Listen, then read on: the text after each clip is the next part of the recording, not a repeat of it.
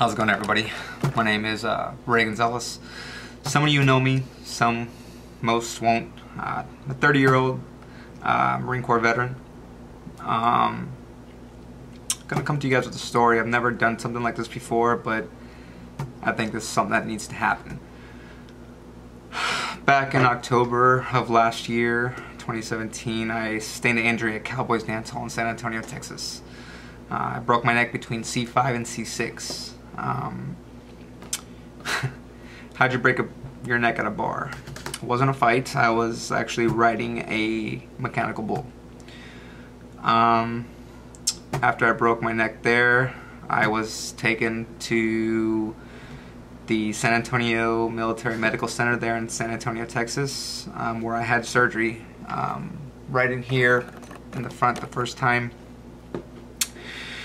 And when I broke my neck, I actually lost function on the right side of my body.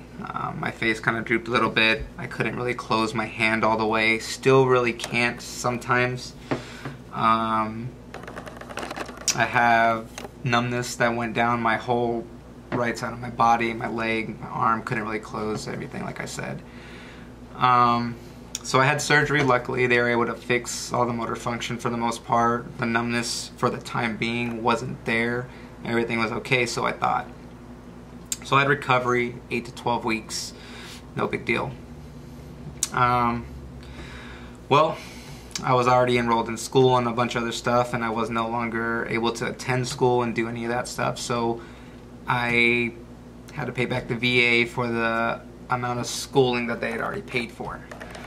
I wasn't working. Just living on disability is a challenge when you have bills like normal people, a mortgage, food, house, car, gas, everyday expenses. I tried the best I could. I'm not somebody that asks for help. This isn't something that I am asking for money. That's not what it is. This is just to get this story out there because I believe it needs to be said. 3 to 4 weeks after having my first surgery, I went ahead and found out that I was experiencing a lot more pain here in my neck. And what happened was, I guess, the screws and the hardware had came out and were causing that pain. In a x-ray that I took there in San Antonio when I went to the hospital, they said I needed to come back in. So I came back in, needed another surgery. This time they went in from the full back of my neck and did a full 360 fusion. Was supposed to be down for an additional 12 weeks and then go from there with rehab and everything else. Well, I wasn't paying attention to my mail. That surgery actually really put me down. I couldn't really walk, bend over, pick up more than 3 to 5 pounds. Is, you know, ridiculous. As it is, I'm already depressed because I can't do anything. As I was going through recovery and everything, the bills were piling up. You know, I quickly became drowned in debt. Was working with the mortgage company, working with the VA to try to figure something out with payments to the house and the truck that I had bought and everything. You know, when I moved to Texas, everything was in a row. I had all my things going for me and I would have been okay. Wasn't expecting to break my neck. You know, things happen. I get that. So after that first surgery, though, I had actually contacted a lawyer, Thomas J. Henry. Forgot to say that actually back a little bit. But after the surgery, the first time, I did contact a lawyer. They came out and talked to me at the hospital and wanted to know what was going on. I had somebody that I trusted on the call while the attorney came out to see me in the hospital. They took the case. They said I had a lot of evidence. I did have a recording of me on the bull, broke it. I didn't sign the waiver and all that good stuff.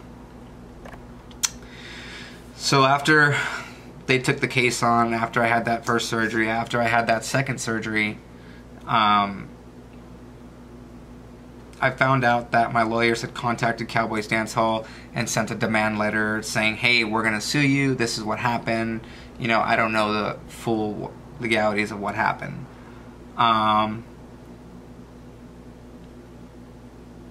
So that's what they needed to, you know, send them. Once they got the demand letter, they were giving us a runaround. You know, he wasn't there. There's no waiver signed. All of the people that ride the bull have to sign a waiver. He must have been drunk. I actually wasn't drunk because we had just got there. So my lawyers were, you know, produced the waiver, produced the videos or whatever. Apparently their cameras inside weren't working at the time. You know, just whatever to try to get out of the case. Or get out of, no, he didn't break her neck here, we're not liable, whatever. So, while they were, you know, getting all that information done with Cowboys Dance Hall, you know, I'm starting to, you know, move around, get some stuff done. And, you know, I really can't work still. I'm not able to still lift 10 to 15 pounds, have appointments, you know, with my neurosurgeon there in San Antonio. And about a month and a half, maybe 2 or 3 months actually, I started feeling pain in the back of my neck, like a permanent kink almost, and a lot of pressure. I didn't know what was going on. Sometimes my hand would go numb, like towards my fingertips. I wouldn't be able to close my right hand all the way. So I Googled, you know, 360 fusion. Are there any side effects? Stuff like that before I, you know, took it to the extreme.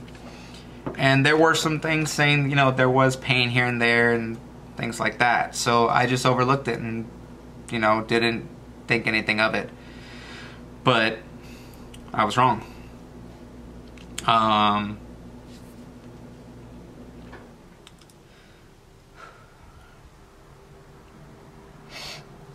So I didn't go to the doctor, and I just kept, you know, dealing with the pain, working with the mortgage company, the VA.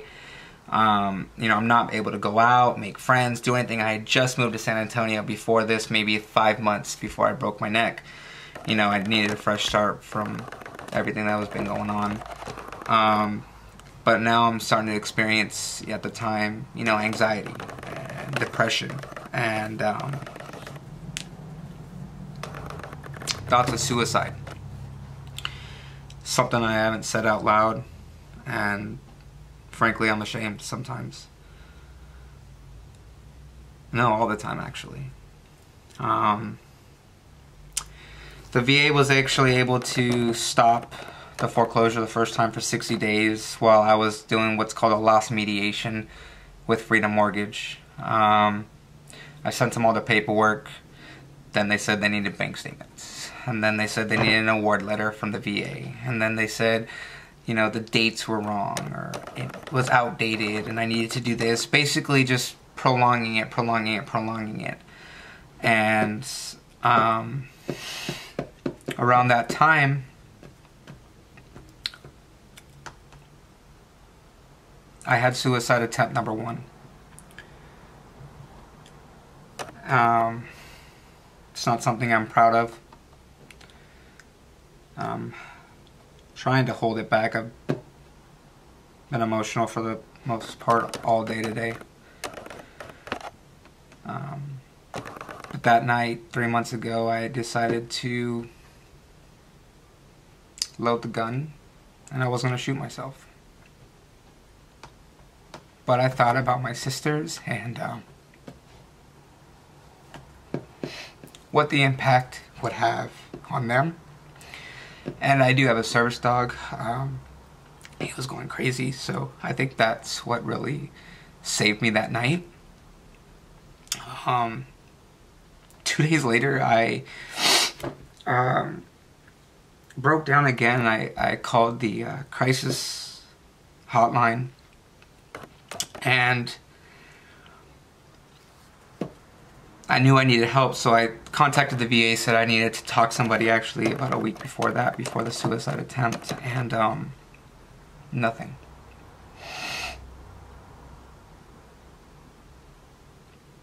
I just needed a break from everything. So I missed a payment for, I don't know, probably the house or the car. I just picked one, and I came back to California to be with the family, and I didn't tell them what happened.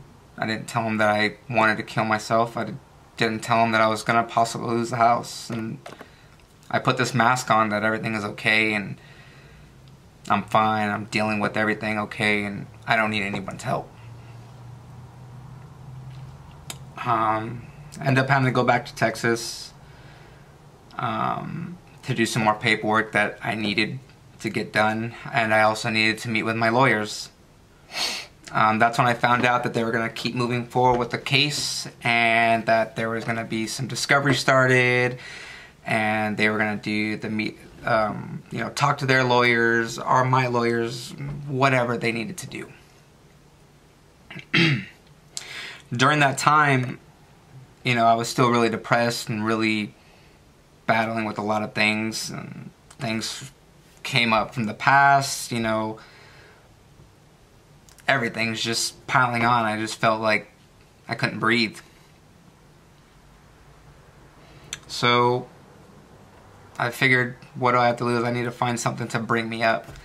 And luckily I have always had a camera in my hand, and I started taking pictures, and it really helped me out. It was therapeutic, and I felt somewhat happy when I was doing that. For the most part, I didn't really think about anything but I was looking at through that camera, what I was taking a picture of. So, that helped. And things were going good. I was trying to do that part-time, make extra cash, here and there. But when I came back to California, my sister had a baby shower, so of course I wanted to be here for that. It's my first niece. About maybe 2 weeks after I was here in town, my arm started hurting one night, and my neck. So my sister actually took me to the VA hospital, and that's where I was talking to my neurosurgeon, and he told me that I possibly had a stroke when I actually broke my neck the first time. So found that out, and also that there's a misalignment in the hardware in my neck. The screws and whatever they did with the fusion is making my neck towards like this, which is causing all that pain and nerve damage or whatever the heck is going on in there. After I found that out, I got released from the hospital, and from there went back to Texas again to meet with the lawyers after I told them that I needed another surgery. I was in the hospital, I lost the function of my arms and everything else. And that was all added stress, and that's more on top of everything of in danger of losing the house, the bills that are piling up, me battling everything else. And I finally got to talk to somebody at the VA, and well, they gave me pills, but I took them. Okay, maybe they're gonna help. I'm open to it. It's better than finding the cure to depression at the bottom of a bottle of whiskey or beer.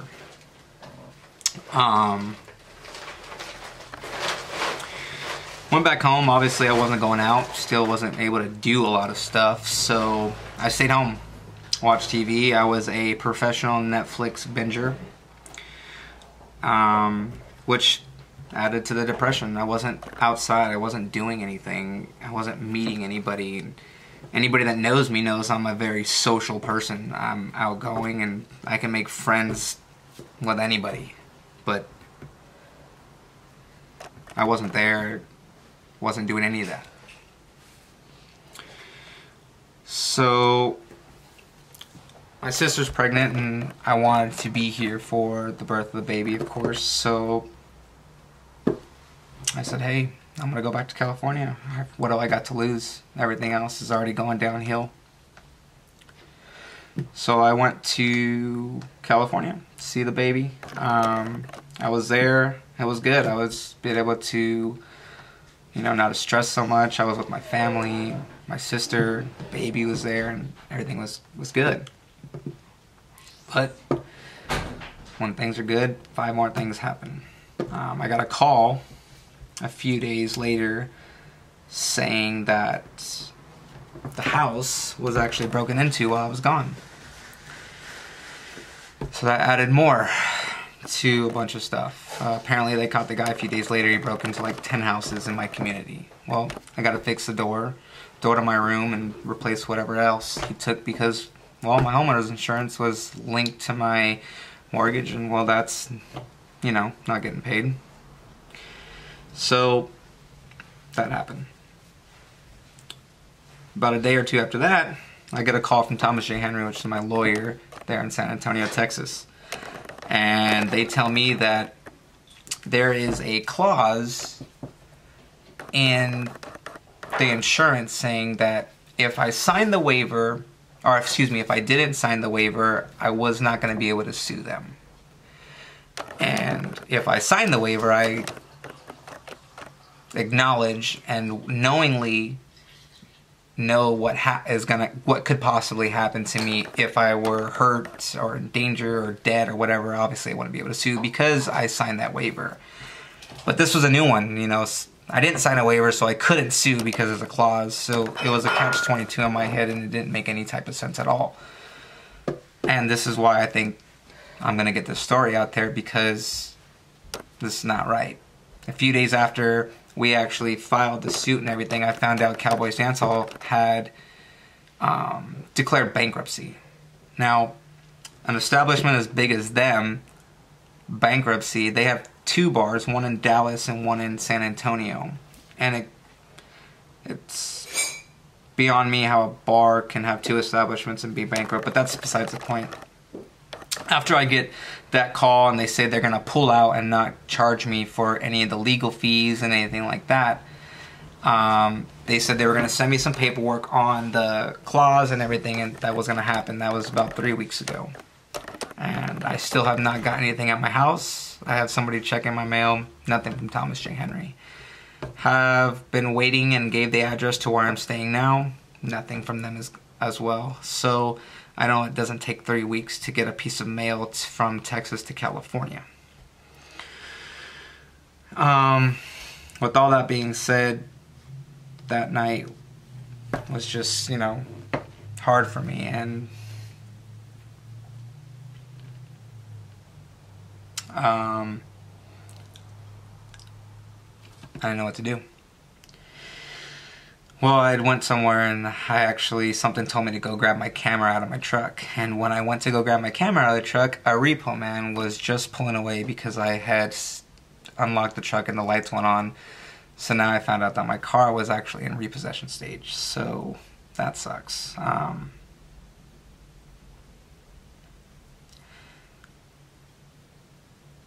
With everything that's been piling up, plus now the truck and the house and everything, I took off and I was driving here in San Diego,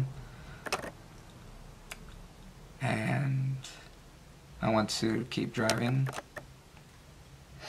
got on the 5 freeway, was gonna go over the Coronado Bridge, and started to slow down.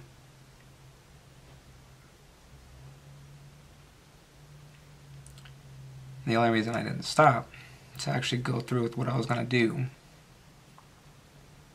attempt number 2, was because it was 1/11, and I remembered that my niece was born on 11/11,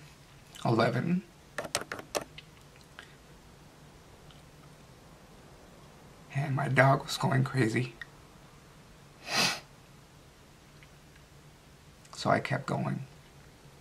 I drove around to the Bay Area, that's right there, Glorieta Bay, and I stayed out there for a little bit and just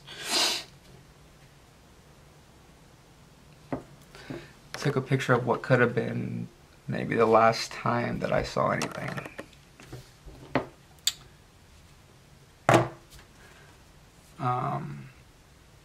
Yeah, so that happened there, and then today I found out that there's absolutely nothing I can do to stop the foreclosure on the house unless I file bankruptcy, and basically my life, my livelihood, everything that I worked for in the past, I don't know, 30 years of my life that led up to this point is now gone. So I was mad, I was fed up, and I wanted to go down to Cowboys Dance Hall and kick the door in and punch the owner in the face. You know, who wouldn't want to do something like that? Then I got to thinking, you know, what, for what, why, you know,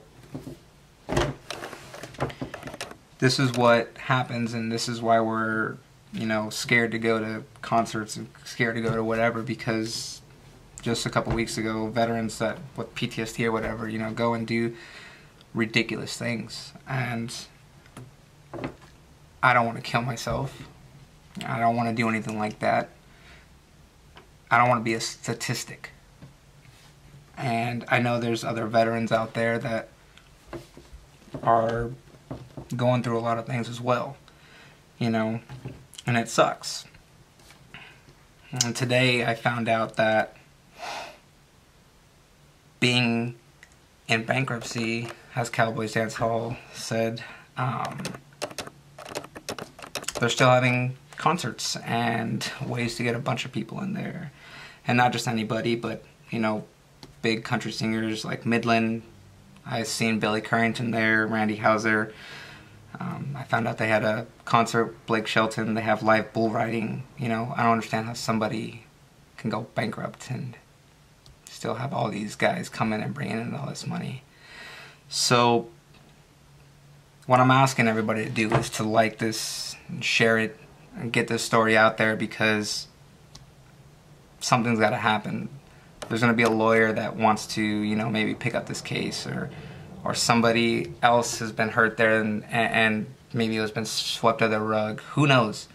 You know, they've already been closed down for underage drinking and solicitations and drugs in there and whatnot that I just saw here and there, and this is the second time they've been in bankruptcy apparently for stuff. So I don't know what's going on, but they've been able to keep their doors open and running as a successful business for quite some time, but yet bankrupt.